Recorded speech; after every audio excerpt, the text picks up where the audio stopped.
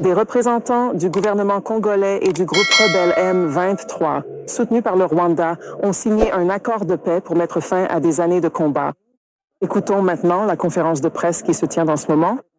Il s'agit donc de renforcer le processus afin de trouver des solutions pacifiques par le dialogue et la compréhension, dans le but de mettre fin au conflit et d'établir la paix dans l'est de la RDC.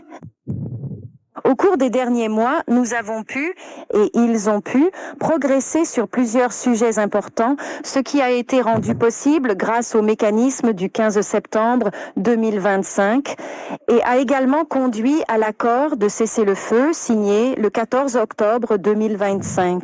Le Qatar réaffirme que la signature de cet accord n'est qu'un début pour un processus de paix global et complet qui sera construit sur le respect mutuel au service du peuple. L'accord de paix reprendra bientôt. L'accord de paix global, dans ce cadre, lancera 8 protocoles de mise en œuvre, dont 2 ont déjà été signés. De plus, 6 autres protocoles seront discutés dans les mois à venir.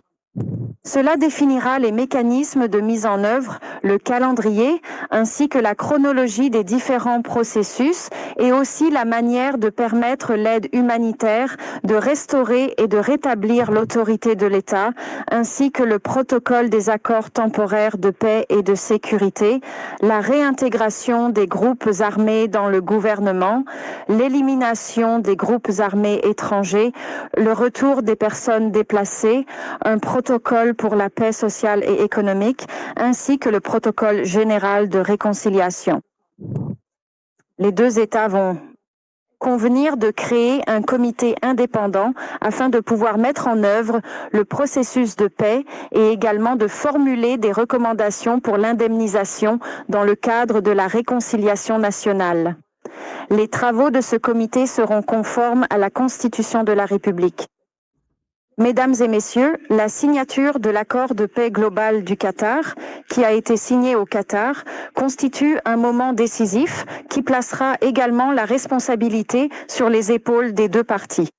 À cet égard, nous réaffirmons que le rôle du Qatar n'est pas seulement de trouver des solutions à tous les points de conflit, mais aussi d'établir une paix durable pour assurer la stabilité à long terme. En conclusion, je voudrais remercier tous nos partenaires qui ont contribué à la réalisation de l'accord d'aujourd'hui. Et je commence par le partenaire du Qatar, les États-Unis, et le président Donald Trump, ainsi que les efforts déployés par Boulos, l'envoyé pour le Moyen-Orient, et pour son soutien à ce processus constructif.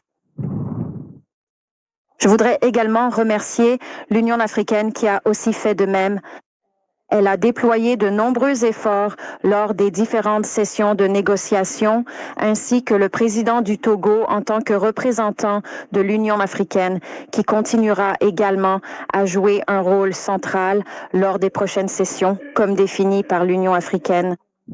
Nous remercions également Mahmoud Ali, l'envoyé de l'Union africaine, pour la proclamation de ce processus de paix, non seulement ici, mais aussi dans différents conflits en Afrique.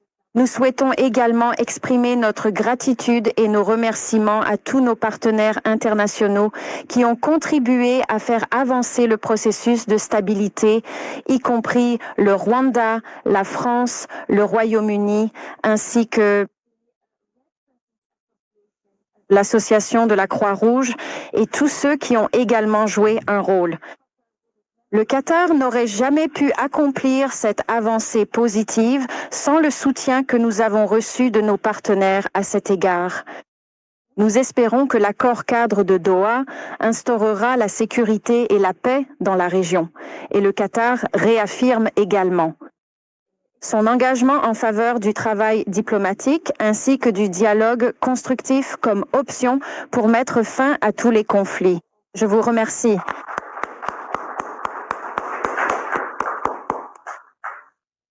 Je donne maintenant la parole à l'envoyé américain et l'envoyé du président Trump, Boulos.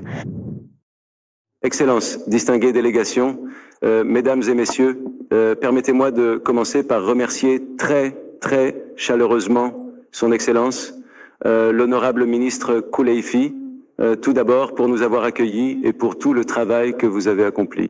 Et j'aimerais, peut-être serait-il approprié de commencer par remercier sincèrement l'État du Qatar pour sa précieuse collaboration stratégique, pour son alliance indéfectible avec les États-Unis. Son Altesse l'Émir, je sais que Son Altesse et le président Trump sont d'excellents partenaires et qu'ils ont accompli tant de choses ensemble, et je pense que rien n'est impossible. Ce partenariat a démontré à quel point il est important de travailler dans cet esprit de paix.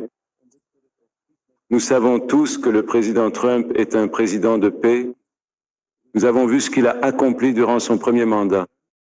Nous avons vu ce qu'il a accompli durant son second mandat en seulement quelques mois. Nous avons constaté qu'en l'espace de environ 8 ou 9 mois, il a pu résoudre au moins 8 conflits.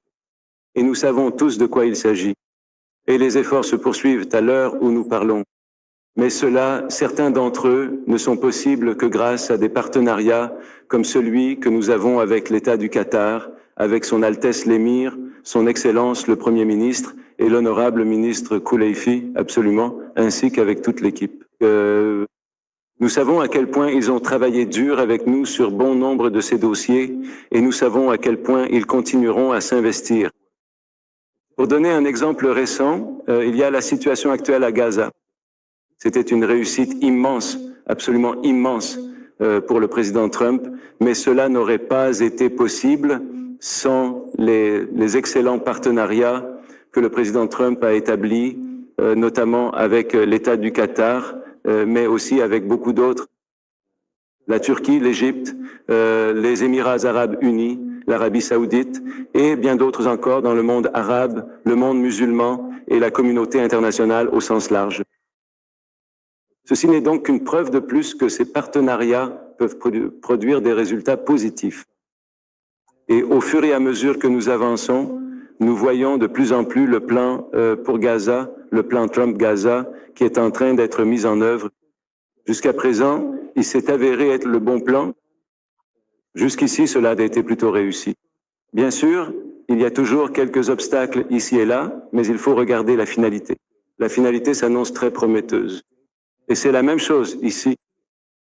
Nous avons travaillé si dur avec nos partenaires, les Qataris, avec nos partenaires, l'Union africaine, avec le Togo et tous les autres que le ministre honorable a mentionnés, y compris la France et plusieurs autres.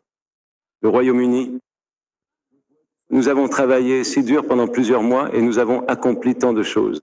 Aujourd'hui est donc une occasion historique. C'est historique à bien des égards.